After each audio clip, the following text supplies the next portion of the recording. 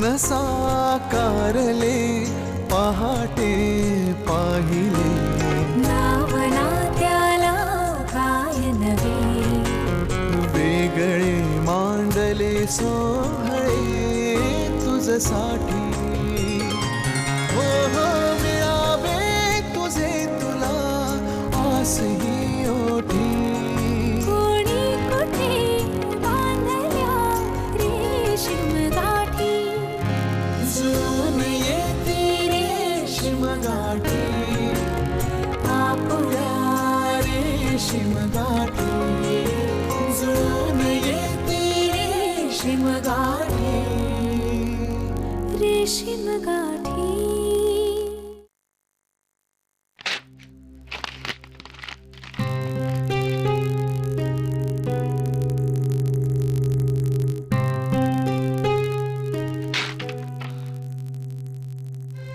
मेघना लवकर घरी येणार होतीस तर कळवायचं ना. मी गेलो होतो तुला आणायला कॉलेजला. ओह सॉरी, मी ट्राय केला होता तुला दुपारी फोन, मग लागत नव्हता तुझा फोन.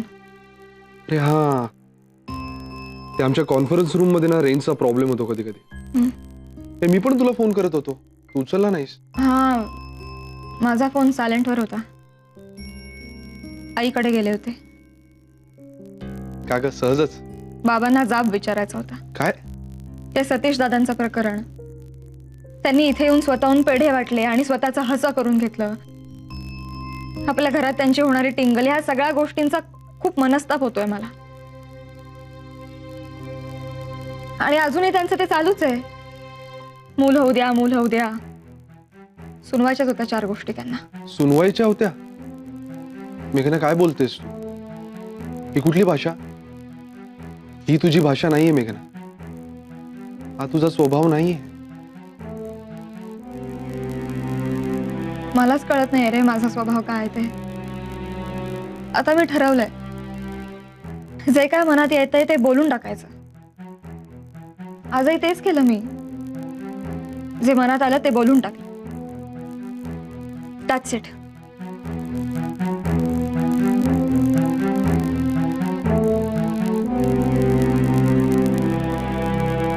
नक्की काय झालं हिला? ही वेगळीच मेघना आहे.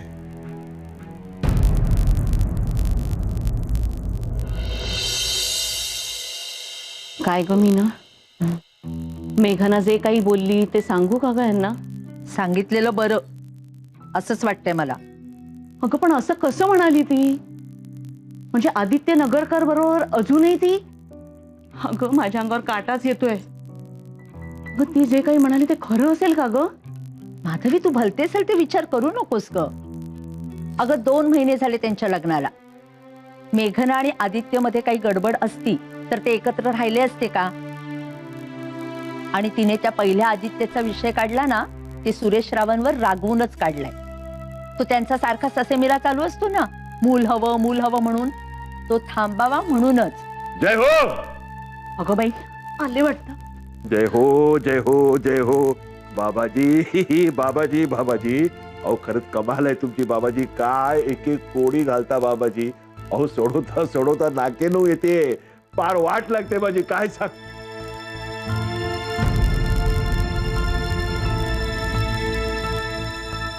हा एरंडेल घेतल्यासारखा चेहरा का दोघींचा? हा, मला माराबिराचा प्लॅन नाही ना दोघींचा? मेघना येऊन गेली. मग खूप वैतागली होती हो. वैतागल्या होत्या का? तुम्ही तिथे जाऊन किती गोंधळ घातलात? मी गोंधळ घातला? कसला? काय केलं मी? अहो मी नको नको म्हणत असताना सुद्धा तुम्ही देसाईंच्या फॅमिली डॉक्टरला फोन केलात, देसाईंकडे जाऊन पेढे वाटलेत. अहो ती माणसं तुम्हाला सांगत होती की तसं काही नाहीये, तरी गोड बातमी हा हे का चालूच ठेवलात. अहो ती माणसं भिडेपोटी काही बोलली नाहीत, पण मागून तुमची टिंगलच करत असतील ना? टिंगल होते माझी? म्हणजे तिकडे माझी टिंगल करतात? कोण कोण कोण करतं माझी टिंगल? नावा सांगा. म्हणजे मेघना म्हणाले का असं? नाही नाही, ती नाही हो काही म्हणाली. अहो मेघना समोर कशी करतील तुमची टिंगल? पण तुम्ही असं काही वागून आला तर तुमची चेष्टा होणारच ना तिथे. आणि तुमची चेष्टा झालेली मेघनाला सहन होईल का? तुम्हीच सांगा. नाही होणार सहन. हो, त्यातच ते सतीश रावांचं प्रकरण झालं, त्यामुळे त्या लोकांना किती मनस्ताप झालाय. आता मी सतीश रावांची माफी मागितली ना, तुम्ही होतात ना इथेच समोर मागितली ना माफी. आता बाबाजींचा संकेत मला नाही कळला, चूक झाली माझी. तुमच्या पाया पडू का मी? मावशीबाई तुमच्या पाया पडू का? पण एक सांगतो हा, मेघनाला मूल झालं ना एकदा की मग हे सगळे प्रॉब्लेम सॉल्व्ह होतील बाबाजींच्या कृपेने. बाबाजी बाबाजी. तेच सांगितलंय मेघनानी. काय? अहो, ती म्हणाली जोपर्यंत आदित्य नगरकर मनातून पुसला जात नाहीये ना, तोपर्यंत मी मुलाचा विचार करणार नाही. बाबाजी हे काय बाबाजी? हो, तो फाटका चड्डीवाला अजून त्यांच्या मनातून उतरत नाही. बाबाजी हे कुठलं कोडं घातलं बाबाजी? अहो, ज्याच्यासाठी एवढा खटाटोप केला, एवढी धडपड केली, पुन्हा तेच? बाबाजी काही नाही बाबाजी, ते काही नाही. मी आता तुमच्या समोर इथे बसून राहणार, जेवणार नाही, खाणार नाही, काही नाही. मला उत्तर मिळेपर्यंत मी इथेच बसणार. जय हो, जय हो बाबाजी. बाबाजी बाबाजी मला उत्तर मिळायलाच पाहिजे बाबाजी, मला उत्तर मिळायला पाहिजे बाबाजी. असं नका करू बाबाजी, लक्ष असू द्या बाबाजी. बाबाजी लक्ष असू द्या बाबाजी. बस बस. काय रे, मेघना कुठे? ती पडली अजून. अजून तब्येत बरी ना तिची? नाही अगं, माणसं जर झोपली असतील तर प्रत्येक वेळी त्यांची तब्येत बरीच नसते का? आणि काय रे तू पण आदित्य म्हणे पडली अजून असं सांगतात येऊन? तिने ऐकलं ना तर काही खरं नाही तुझं. अरे येते ती असं सांगायचं, हो की नाही माई? काय छळतोस रे माझ्या लेकाला तू? हा, खा मुकट ये. काय ग, आज उशिरा जायचंय का कॉलेजला? कॉलेज आज नाही जाणार आहे माई कॉलेजला. का ग, तब्येत बरी आहे ना? हो. मग ये की नाश्ता करायला. चल चल बस, घे डिश घे. माई तुम्ही खाऊन घ्या, मी खाईन नंतर.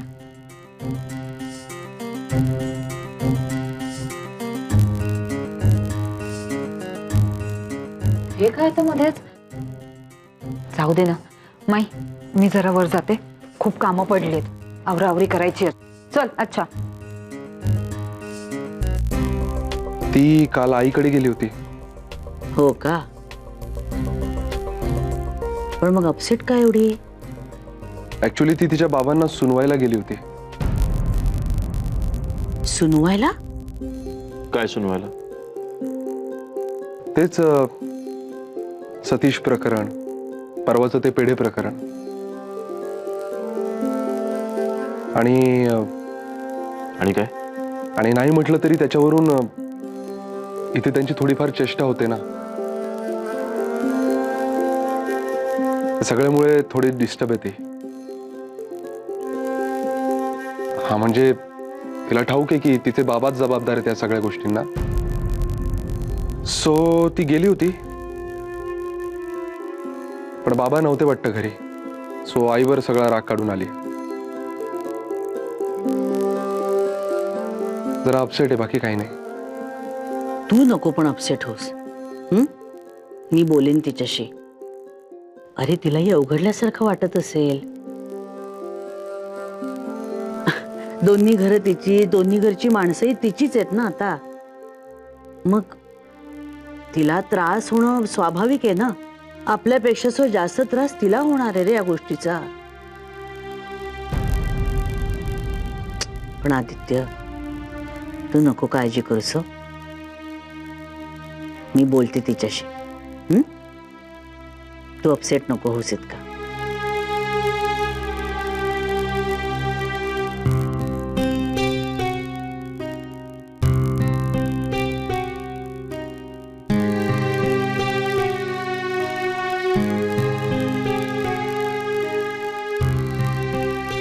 मॉर्निंग. Good morning. आधी माझं एक काम करशील? ते तुमचं वेलफेअर फंडचं काम ना, ते पेपर्स आहे. अरे इनफॅक्ट मी तुला कालच विचारणार होतो, मार्च उगवला, तुम्ही काय केलं तुमच्या अकाउंट्सचं? हो, दरवर्षी तुझी खूप मदत होते हा आदित्य. इट्स माय ड्युटी आहे. सिव्हिलियन्सने पण थोडी देशसेवा केलीच पाहिजे, है ना? खरंय. बरं चल, निघतो मी. बाय. काय रे, आज एकटाच निघालास? मेघना कुठे? ती नाही जाते आज कॉलेजला. का रे, काय झालं? माहित नाही.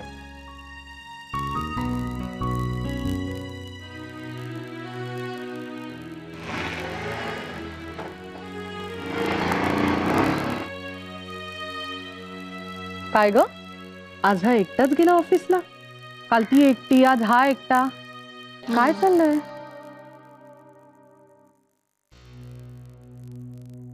येऊ का ग आत? माई, काय ग, काय झालं? नाही म्हणजे कॉलेजला जावंसं वाटत नाहीये का आज लेक्चर्स नाही आहेत? जावंसं नाही वाटत आहे माई. मग आदित्यला सांगितलं नाहीस का तसं? नाही, तो खूप अपसेट वाटला आज म्हणून म्हटलं. काय झालंय आज तुम्हा दोघांना? एकदम असे दोन ध्रुवांवरचे का वाटताय तुम्ही? नाही. अगं, परवा तर किती छान उत्साहात होतात, हातात हात घेऊन नाचलात काय, आणि आज काय झालं असं एकदम? माई, ऍक्च्युली बाबांच्या वागण्याने खूप अपसेट झाले हो मी. आधी ते सतीश दादांचं प्रकरण, मग इथे पेढे घेऊन येणं, सगळे हसतात त्यांना. नाही म्हणजे ते वागतातच तसे, मान्य आहे मला, पण माई मला खूप ऑकवर्ड होतो. आणि कितीही नाही म्हटलं तरी घरातल्या सगळ्यांना त्या गोष्टीचा त्रास होतोच ना. म्हणून मग काल आईकडे जाऊन आले, सांगून आले त्यांना. हा, पण हे आदित्यला विशेष आवडला नाही बहुतेक. बाबा काय म्हणाले? अहो, ते नव्हतेच घरी. आई आणि मावशी होत्या, त्यांच्याकडेच निरोप देऊन आले. हे बघ बाळा, मान्य आहे बाबांचा अतिरेक होतो, पण कुणाचा स्वभाव नाही ना आपण बदलू शकत. स्वभाव बदलणं खूप कठीण असतं बाळा. त्या माणसाचा हेतू बघावा आपण, आणि तुझ्या बाबांचा हेतू खूप चांगला आहे. तुझ्या हितासाठीच सगळं करतायत ना ते. तुझं भलं व्हावं म्हणून धडपडतायत ग ते. नाही म्हणजे नातवंडांसाठी त्यांचा आग्रह चाललाय हे फार लवकर होत आहे. अगं पण तुम्ही त्यांना स्पष्ट आणि स्वच्छपणे सांगितलेत ना नाही म्हणून, मग झालं तर. आता ना तुम्ही हो हो म्हणा. म्हणून तर बघ, अगं गोड बोलूनही काही गोष्टींना मार्ग मिळतो. कळतंय का तुला काय म्हणते ते? हो माई. आणखीन गोष्ट बाळा, आपण जे काही करतो, जे काही वागतो, ते नवरा बायकोनी एकमेकांना विश्वासात घेऊन एकमेकांना सांगितलं पाहिजे. नाही, या गोष्टी खूप छोट्या वाटतात आपल्याला, पण छोट्या छोट्या गोष्टी सांगितल्या ना की मोठ्या गोष्टी आयुष्यात उद्भवतच नाहीत कधी. समजते ना तुला? चल मग, अशी कुढत बसू नकोस खोलीत. मस्तपैकी तुझ्या हातचा आल्याचा चहा कर. दोघी बसून एकत्र घेऊ चहा. काय? आणि अगं कॉलेज बुडलं म्हणून काय झालं? अभ्यास कशाला आपण बुडवायचा? चल.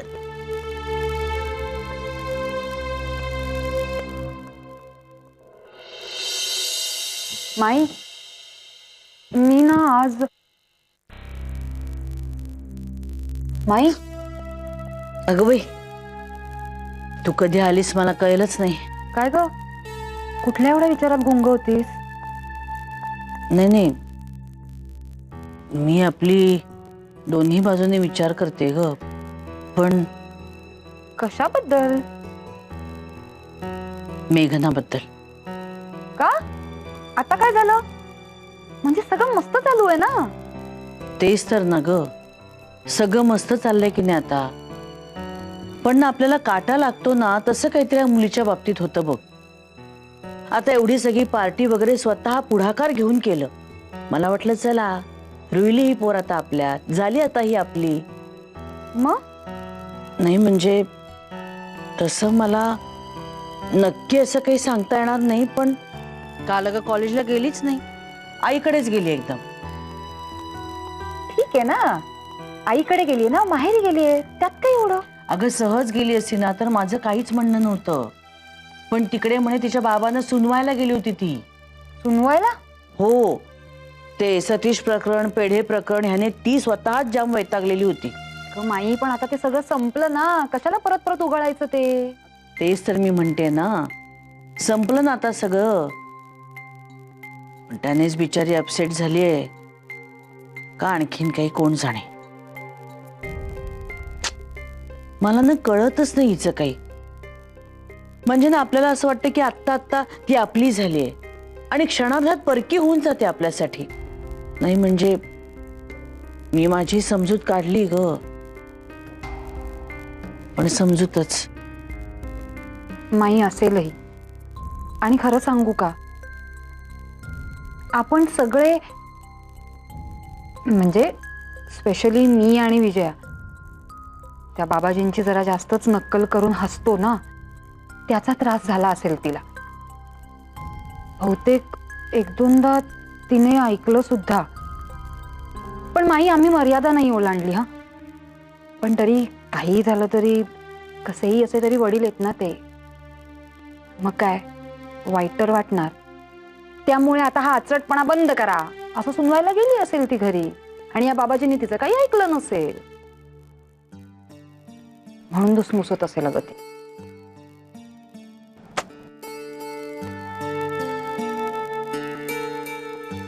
ए माई, प्लीज तू टेन्शन नको ना ग घेऊस. सगळं स्टेप बाय स्टेप व्यवस्थित होईल.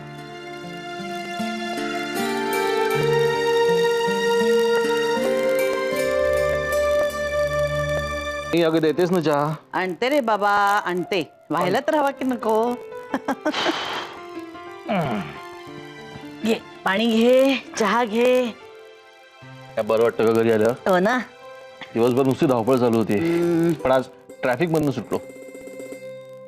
ऑफिस मधलं प्रकरण निवळलेलं दिसतंय. निवडलं असं नाही म्हणता येणार, पण आम्ही आमचा ॲटिट्यूड बदलला. म्हणजे वाघ म्हटलं तरी खाणारच आणि वाघोबा म्हटलं तरी खाणारच. पण आम्ही सगळ्यांनी ठरवलं की एकजूट ठेवायची, जे काही मनामध्ये असेल ते बेधडकपणे बोलून टाकायचं, पुढचं पुढे. नाही, दडपण झुगारलत ना ते अगदी बरं केलं. अरे नानांवर असा प्रसंग ओढवला होताच की. नाही म्हणजे अगदी जॉब जाईपर्यंत आमच्यावर प्रसंग नव्हता आला, पण तरी सुद्धा मॅनेजमेंटची जी वरची फळी होती ना ती माणसं फार विचित्र होती. काय त्यांच्या मनात एक दिवशी आलं कुणास ठाऊक, उठले काय तिरमिरीत आणि गेले बॉस समोर आणि जाऊन बसले आणि म्हणाले, बाबा काय हवंय तुला, कसं वागायला हवंय आम्ही सांग एकदाच. धाड धाड बोलून मोकळे झाले आम्ही. आणि खरं सांगू का, आंतरिक ताकद असते ना आपली ती खूप मोठी असते. नाही म्हणजे त्याने एक शरणागती वगैरे पत्करली नाही, पण नानांचं हे रूप बघून हडबडला तो. बाई दडपण न घेणं हीच खरी गुरुकिल्ली आहे. आणि अमित, शेवटी काय माहितीये का, प्रत्येक प्रश्न सोडवण्याची रीत वेगळी असते आणि आपला मार्ग आपल्यालाच शोधावा लागतो.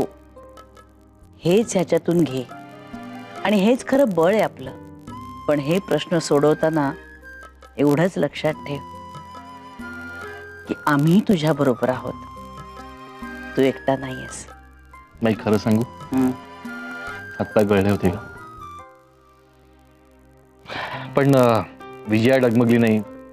तुम्ही सगळेजण माझ्या बाजूने उभे राहिलात. बाई तुमची ही जी ताकद आहे ना त्या ताकदीच्या बळावरच मी यातनं मार्ग काढणार, नक्की काढणार. होईल ना सगळं व्यवस्थित बाबाजी? बाबाजी, हे कोडं न सुटणार आहे बाबाजी. हेच तर मूळ कोड आहे. त्या फाटक्या चड्डीवाल्याच्या तावडीतून मेघना सुटाव्यात म्हणून तर एवढा खटाटोप केला, एवढं सगळं. नाही म्हणजे मेघनांचा शत्रू कोणीतरी आहे आणि त्याच्यामुळे मेघनांवर संकट येणारे इथपर्यंतच कळलं बाबाजी. त्या खाऱ्या बोक्याच्या मागे लागून चूक केली बाबाजी, चुकलं माझं. पण सांगा ना बाबाजी, कोण आहे शत्रू? मेघना काय म्हणाल्या तुम्ही ऐकलत ना? म्हणे त्या फाटक्या चड्डीवाल्याची आठवण पूर्णपणे जोपर्यंत पुसली जात नाही तोपर्यंत मूल होऊ देणार नाही बाबाजी. बाबाजी, आणि तुम्ही संकेत दिलाय की मेघनांना एकदा मूल झालं की सगळं काही व्यवस्थित होईल बाबाजी.